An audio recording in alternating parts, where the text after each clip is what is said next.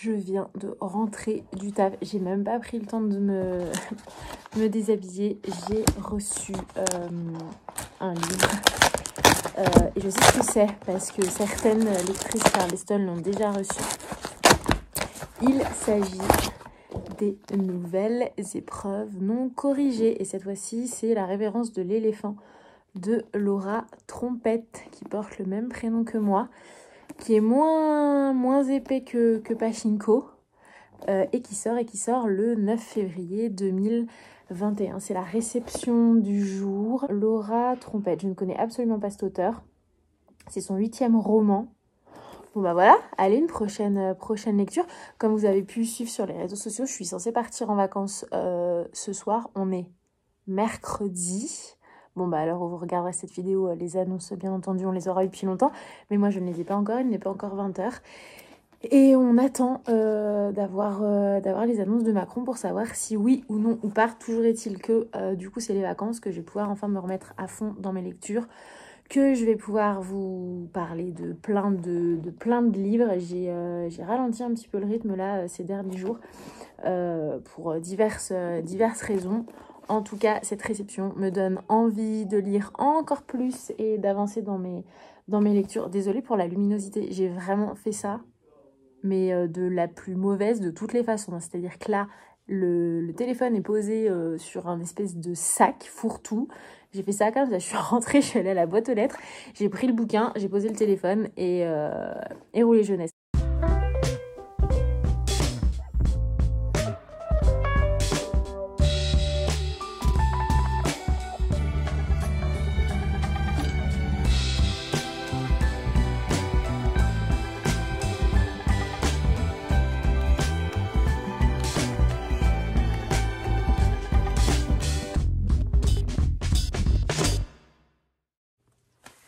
De retour enfin pour une petite session vidéo. J'ai pas trop le temps en ce moment en fait de tourner des vidéos, mais comme nous sommes en confinement depuis hier minuit, bah j'ai envie de vous dire que c'est bon, je vais avoir le temps pour bouquiner et faire des vidéos. J'ai d'ailleurs reçu un colis de la part des livres de poche ce matin. Alors en fait, pour la petite histoire, j'ai déjà tourné une vidéo dans laquelle j'ouvrais le colis et je le découvrais. Sauf que mon téléphone a coupé en plein milieu de la vidéo et donc du coup je dois recommencer. Mais c'est pas grave, on va recommencer, mais du coup vous n'aurez plus la surprise de la découverte en même temps que moi. Du coup, qu'est-ce que j'ai reçu dans ce colis? En fait, je savais que j'allais le recevoir puisque j'ai participé au prix des lecteurs livre de poche session polar. Du coup, le prix est terminé, les 3 lauréats ont été dévoilés et l'éditeur nous a proposé en fait de nous envoyer un livre au choix. On nous a envoyé une liste et on devait choisir un livre. Moi j'avais choisi du coup les romans de Colette, pour la simple et bonne raison que je n'ai jamais rien lu de Colette. Donc je me suis dit bah c'est la bonne occasion. Donc j'attendais en fait cette réception que j'ai du coup sous la main. Les romans de Colette, il y en a combien? Il y en a une 12aine. Il y a Le blé en herbe, La fin de Chéri, La naissance du jour, La seconde, Le toutounier, L'entrave, La vagabonde. Dites-moi d'ailleurs, parce que je ne suis pas du tout connaisseuse de Colette, dites-moi s'il y a un roman par lequel il est bien de commencer pour découvrir Colette, puisque je n'en ai aucune idée. Sinon je ferai un peu au pifomètre. Donc j'ai reçu ça. Mais j'ai également reçu, mais en même temps c'est logique j'ai envie de vous dire, puisque en réalité du coup le prix, enfin les lauréats du coup ont été annoncés. Je pensais pas, en fait je me souvenais pas, peut-être qu'on nous l'a dit, mais qu'on allait recevoir du coup les lauréats. Comme moi j'étais session polar, il y avait une session documents et essais et une session littérature, et donc je ne savais pas qu'on allait recevoir les 2 autres lauréats.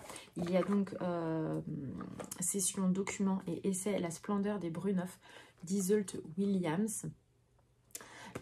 Alors si vous ne connaissez pas, comment il s'appelle, Jean de Bruneuf, j'enlève hop là le petit bandeau.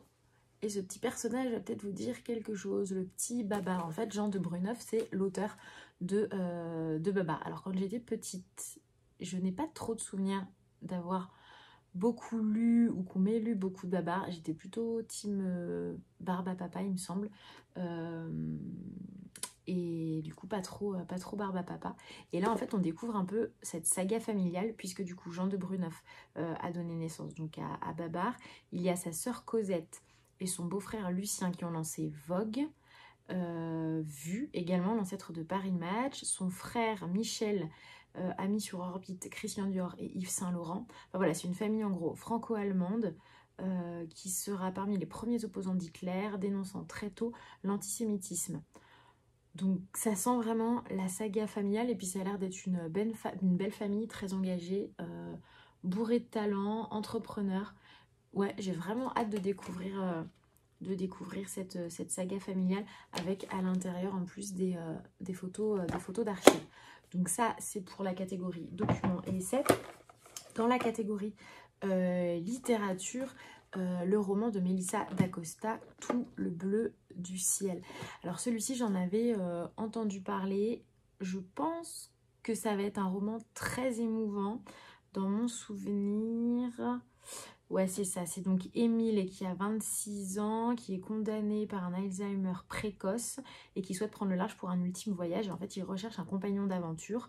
Et en gros, il va acheter secrètement un camping-car. Il va retrouver une jeune femme, Joanne, coiffée d'un grand chapeau noir, qui a pour seul bagage un sac à dos. Donc en gros, c'est un roman entre rencontre avec les autres, découverte de soi, joie, peur, amitié, amour. Et tout ceci, du coup, va un peu percer la carapace des douleurs d'Émile. Donc, ouais, je sens qu'il va beaucoup me plaire. C'est un gros roman. On est à combien de pages? Ouais, plus de 800 pages.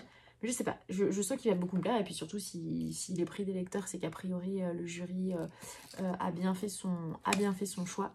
Et dans la session polar, du coup, alors moi, c'est pas celui que j'avais sélectionné sur la fin. Moi, j'étais plus sur Mamie Luger, que j'avais trouvé assez fou. Après, beaucoup trouvaient que Mamie Luger n'était pas un polar. Alors même s'il est question de meurtre, en gros c'est une petite vieille Mamie Luger qui... c'est un peu une veuve noire, quoi. Donc je vais pas trop vous en dire, mais c'est très humoristique. Et à la fois cette mamie, enfin voilà, c'est une criminelle. Elle a tué plein d'hommes, mais on l'adore en fait. On a envie de l'aimer. On n'a pas du tout envie qu'elle finisse en prison. Donc ouais, j'avais pas voté. Donc j'avais voté moi pour Mamie Luger à la fin. Et en fait c'est lequel qui a été retenu? Plusieurs raisons pour mourir. Plusieurs raisons pour mourir? C'est ça le nom? Ouais, je crois que c'est Plusieurs raisons pour mourir qui a été retenu. Donc voilà pour ce roman dans la session littéraire. Et ils nous ont rajouté le choix des libraires. Le prince à la petite tasse d'Émilie de Durkheim. J'adore le titre. Alors quand j'ai découvert le livre là tout à l'heure dans le colis, j'ai cru qu'il s'agissait de l'actrice Émilie de Durkheim, sauf qu'en gros j'ai vérifié et l'actrice c'est Charlotte de Durkheim. Et en fait Émilie de Durkheim c'est la cousine de Charlotte de Durkheim. Et là il me semble que c'est autobiographique, puisque au dos ils disent pendant 9 mois Émilie, Fabrice et leurs 2 enfants ont accueilli dans leur appartement parisien Reza, un jeune Afghan qui a fui son pays en guerre à l'âge de 12 ans. Un journal lumineux qui retrace la formidable aventure de ces mois passés à se découvrir et à retrouver ce qu'on avait égaré en chemin. L'espoir et la fraternité. Le prince à la petite tasse. J'adore ce titre. C'est un petit roman. Je crois qu'il va très bien passer, celui-ci d'Émilie de Durkheim. Et dans le colis, il y avait également Un obscur secret. Alors ce n'est pas un roman. Je trouve ça assez rigolo à mettre dans sa bibliothèque. On a tous quelque chose à cacher. En fait, c'est une boîte, un faux livre en fait, dans lequel on peut planquer des secrets. Qu'est-ce que j'ai reçu d'autre dont je ne vous ai pas parlé? Ah ouais, si, un colis de Noël de la part des éditions Charleston. Alors pour la petite histoire, on a un compte, on a un groupe sur Instagram sur lequel on échange avec les 20 lectrices Charleston. Et c'était un peu à celle qui allait recevoir la première ce colis. On a essayé de pas trop se spoiler entre nous, mais c'est vraiment le colis de Noël en fait. Vous l'ouvrez genre trop bien, il y a plein de choses à découvrir. Des livres notamment, mais il y avait des goodies, il y avait une boule à thé, il y avait un puzzle, il y avait du chocolat, une tasse, qui est là d'ailleurs. Hop, la jolie tasse Charleston qui illustre en fait le roman de Sophie Jomain, Les étoiles brillent plus fort en hiver. Roman que d'ailleurs ils nous ont envoyé, qui est là. On en parle de la couverture. que j'ai vu circuler aussi sur Instagram. Donc on est clairement sur du roman de Noël. Et Dieu sait qu'on en a besoin, qu'on en a besoin en ce moment. Hier, j'ai craqué. Enfin, j'ai craqué. En fait, faut pas avoir honte de regarder, je crois, des films romantiques. Après tout, pourquoi pas. J'avais mon café, des cookies et un film romantique sur Netflix. Holiday. Holiday, c'était ça le nom. Alors, scénario de base, hein, je crois que c'est l'histoire de... Enfin, c'est pas je crois, je l'ai vu donc je sais. C'est l'histoire de deux, donc un mec et une fille, ils ont, je sais pas, on va dire entre 25 et 30 ans. Et leurs familles respectives leur mettent un peu la pression pour trouver une femme, pour trouver un mari, enfin voilà. Et ils se rencontrent dans un espèce de concours de circonstances, ils se rencontrent dans un centre commercial et en fait ils décident, pour ne plus que leur famille les embête, de passer toutes les fêtes de l'année ensemble, mais sans s'engager sexuellement. C'est juste, hop, voilà, ma famille m'embête pas, j'ai un mec pour Noël, pour Pâques, pour Thanksgiving, pour la Saint-Patrick, pour la Saint-Valentin. Sauf que bien entendu, les sentiments s'en mêlent. Voilà, donc ça c'était mon programme d'hier pour bien commencer le confinement. Donc voilà, les étoiles brillent plus fort en hiver. Voilà, roman de Noël que je vais m'empresser de lire. Il y avait également le dernier Clarisse Sabar. Alors pour rappel, Clarisse Sabar, elle a écrit ces deux romans que j'ai lus, romans de Noël, hein, je crois que ça se voit à la couverture. La vie est belle et drôle à la fois et la vie a plus d'imagination que nous, que j'ai bien entendu dévoré. J'adore son style d'écriture, ça vide la tête, ça fait mais un bien fou. Et là du coup, hop, elle a sorti ce nouveau roman et nous danserons sous les flocons. Pareil, la couverture que je trouve vraiment super jolie, qui est moins chaleureuse que les deux précédents, qui est plus, alors j'allais dire glaciale, mais c'est super péjoratif, qui est plus fraîche. Voilà, c'est le mot. Elle est beaucoup plus fraîche.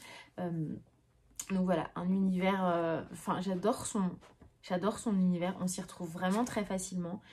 Et on lit ça comme on regarderait, alors, encore une fois, c'est pas du tout péjoratif, mais comme on regarderait une bonne comédie romantique en fait. C'est vraiment ça quoi, on a hâte de rentrer, de se caler au chaud là et de lire ça, et juste de se faire plaisir.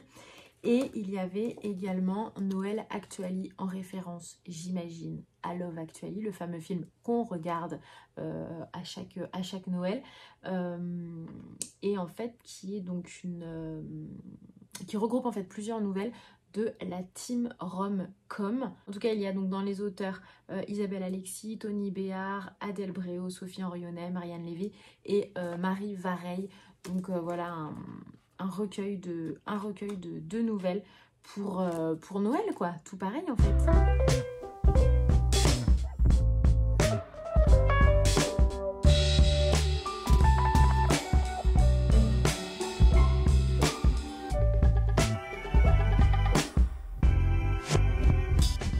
Que je suis en train de lire, qui m'a été envoyé par Fleuve Édition, ces petits riens qui font une vie de Pierre Antilogus et Jean-Louis Fest-Jean. J'en suis à peu près à la moitié. Alors pour rappel, c'est l'histoire de Jean-Paul et de François qui deviennent grands-pères et qui sont du coup co-grands-pères.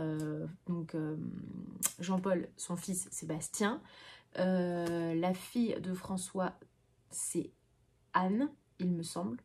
Et en gros, c'est un peu le parcours de deux grands-pères qui n'ont absolument rien à voir. On a du coup Jean-Paul qui lui a une petite soixantaine d'années, qui bosse toujours dans une grosse boîte à la Défense, qui est à fond dans son boulot, qui d'ailleurs, de par son investissement beaucoup trop intense dans son job, est en train de perdre, enfin sa femme et Louise est en train de s'éloigner et de le quitter gentiment.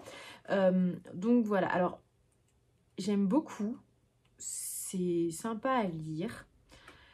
J'ai juste un tout petit peu de mal avec l'écriture, dans laquelle je trouve qu'il y a une espèce d'oralité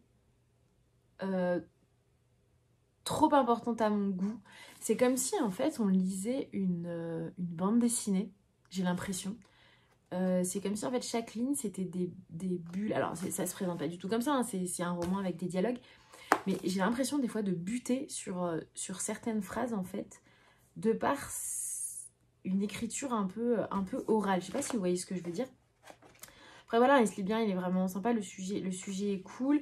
Et en fait, chaque chapitre commence par un paragraphe en fait en italique qui est le point de vue de Louise, la femme de Jean-Paul. Et après, du coup, on a la suite du roman. Mais voilà, j'aime bien, mais il y a juste ce petit côté dans l'écriture qui me laisse un petit peu perplexe. Et j'ai fini surtout Fille de Camille Laurens. Alors, je vous insérerai la couverture là parce que je l'ai prêtée à une pote et du coup je peux pas l'avoir là sous la main. Donc grosse claque, gros coup de cœur. Fille, j'ai fait un post sur Instagram pour en parler. Donc que je lis dans le cadre du Grand Prix des lectrices du magazine Elle. Alors j'ai eu un peu de mal à rentrer dans les 2 premiers chapitres, je sais pas pourquoi. J'ai eu du mal à franchir le pas. Mais alors une fois franchi, enfin, j'ai été complètement happée. Donc Fille, en gros, bah, comme son nom l'indique, c'est un roman sur qu'est-ce qu'être une fille aujourd'hui. Donc on suit en fait Laurence, de sa naissance, de l'accouchement de sa maman, jusqu'à enfin voilà, de la petite enfance, l'enfance, l'adolescence, quand elle devient femme, quand elle devient mère, le statut d'amante, le statut de femme, le statut de mère, enfin tout y passe. Et bien sûr on passe aussi par tout ce qui est violence obstétricale, viol, et puis tout ce qui est super intéressant en fait, c'est que Camille Laurens, du coup, elle s'attache vraiment au vocabulaire employé tous les jours, employé pour définir la femme ou ne pas la définir. Typiquement, elle cite l'exemple de cette fille, cette femme, elle est un peu garçon manqué. On dit garçon manqué, pour autant on va pas dire fille réussie. Enfin, il y a plein de... Elle joue comme ça sur les mots et des choses, en fait, un vocabulaire et des expressions qu'on peut employer au quotidien, mais si on s'arrête pas dessus, bah voilà, on les utilise comme ça, mais en fait, quand on s'arrête dessus et quand on les analyse, on se dit non mais en fait c'est d'un ridicule, ça n'a juste aucun sens. Et du coup ça m'a fait beaucoup réfléchir ce livre. Et il est en fait ce que j'ai vraiment apprécié, c'est que du coup on a la petite enfance de Laurence. Après donc il y a Laurence qui devient maman, qui a du coup sa fille, j'ai perdu le prénom de sa fille, donc on suit aussi l'enfance de sa fille qui elle est plus dans une quête identitaire. Mais du coup, j'aime bien ce côté enfance parce que sous couvert de l'innocence et de la naïveté, elle arrive à nous envoyer des messages. En fait, c'est comme si l'enfant avait une meilleure analyse que nous, l'adulte. En fait, l'enfant se dit, mais pourquoi? Enfin, je sais pas, je veux jouer avec une petite voiture, c'est quoi le problème? Alors que nous, on va dire, elle joue avec une petite voiture, c'est un garçon manqué. Et la petite, elle va dire, mais, non, je joue juste à la voiture. En fait, il y a une espèce d'évidence comme ça, qu'à travers l'enfance, qu'à travers la naïveté, elle arrive à nous envoyer comme ça, comme des claques, quoi. Enfin, vraiment, gros coup de cœur pour ce livre. Et il est vraiment à mettre entre toutes les mains. Vraiment, il se lit. En plus, il se lit bien, c'est pas un gros pavé. On n'est pas dans une analyse ultra féministe. C'est juste le quotidien d'une fille, le quotidien d'une petite fille, le quotidien d'une femme. Et comment dans ce quotidien, on nous balance, mais gavé de clichés qui n'ont mais juste aucun sens. Enfin vraiment, ce livre, Fille de Camille Laurens, c'est une super découverte. Je voulais également vous parler d'une initiative que j'ai trouvée vraiment formidable, que j'ai découvert grâce à une abonnée sur Instagram. Et d'ailleurs, je m'excuse par avance, je voulais vraiment retrouver le nom de son compte pour la citer ici. Mais impossible de retrouver les messages qu'on a échangés. Du coup, si tu passes par là et si tu te reconnais, merci beaucoup d'avoir partagé ça sur ton compte, ce qui m'a permis de découvrir l'initiative. En gros, il s'agit donc de l'initiative qui s'appelle Aux Oubliés, AUX, oubliés au féminin. Le site internet c'est .org. Il y a également un compte sur Instagram qui s'appelle Aux Oubliés. Et en gros, l'initiative, c'est quoi? Il s'agit d'envoyer des livres personnalisés à des femmes en prison. Alors, pour la petite info, et je ne le savais pas, je l'ai lu sur leur site internet, en France, il n'y a qu'une seule prison pour femmes qui est à Rennes. Et sinon, les femmes sont du coup incarcérées dans des prisons mixtes en France, mais dans des quartiers réservés aux femmes. Toujours est-il que, du coup, Aux Oubliés vous propose en fait d'envoyer un livre qui vous a marqué, un livre que vous avez envie de partager. Donc ça peut être n'importe quoi, hein. Ça peut être un document, ça peut être un essai, ça peut être une nouvelle, ça peut être un roman plus ou moins long, enfin vraiment ce que vous voulez. La seule chose, c'est qu'il ne s'agit pas dans ce cas de trier sa bibliothèque et de se dire « Ah, j'ai un livre à donner, hop, je le donne ». Non, en fait, vous choisissez vraiment ce livre avec envie. Et à l'intérieur du livre, sur la première page, là par exemple, hop, j'ai ce livre. Hop, là, sur la première page ici, vous écrivez un mot à destination de cette femme qui va recevoir ce livre. Donc l'idée, c'est vraiment, bien entendu, de leur permettre un peu de s'échapper de leurs quatre murs. Il dit sur le site internet, c'est de leur mettre du baume à l'âme, et je pense que vraiment, c'est le cas quand on envoie un livre. Enfin, on sait, hein, quand on lit, on se plonge vraiment dans une histoire, on oublie un peu ce qu'on a autour de soi. On oublie souvent aussi nos petits soucis du quotidien pour nous plonger dans un autre univers, et c'est là que l'imagination a un pouvoir de dingue. Et donc l'idée, c'est ça. En fait, c'est sur ce mot, peut-être, je sais pas, dire pourquoi vous avez aimé ce livre, envoyer peut-être un message d'espoir, un message de compassion, peut-être un mot un peu drôle, un peu humoristique pour lui changer les idées, ce que vous voulez. L'essentiel, en fait, c'est un livre un peu porteur d'un message, votre message, en fait, ce que vous avez envie de lui apporter à cette femme. Après, le principe est assez simple. En fait, vous allez sur le site internet, il y a l'adresse où envoyer le livre, vous l'envoyez. Après, de ce que j'ai compris, ça fonctionne quand même par campagne, c'est-à-dire que ils vont, j'imagine, créer un partenariat avec une prison. Ils vont lancer une campagne. Les livres vont être envoyés à cette prison, envoyés à ces femmes. Mais ce qu'ils disent aussi sur le site internet, c'est que même s'il n'y a pas de campagne en cours, vous pouvez quand même envoyer votre livre. Il est stocké dans leurs locaux, et quand il y a une campagne, voilà, ils distribuent en fait les livres. J'ai trouvé vraiment cette initiative vraiment très, très intéressante, formidable, il faut le dire, parce que c'est vrai que la plupart du temps, on a tous, enfin tous peut-être pas, moi je sais que j'ai beaucoup de livres, donc je suis plutôt concernée. Des fois, des livres qu'on va plus lire, qu'on a lu une fois, on sait qu'on va pas les relire, ça prend de la place. Pour ma part, généralement, mes bouquins finissent dans la petite bibliothèque municipale qu'on a dans notre village, qui est accessible à tous, gratuitement. Du coup, je sais que je donne des livres ici, il y a les boîtes à livres, vous pouvez bien entendu les vendre aussi.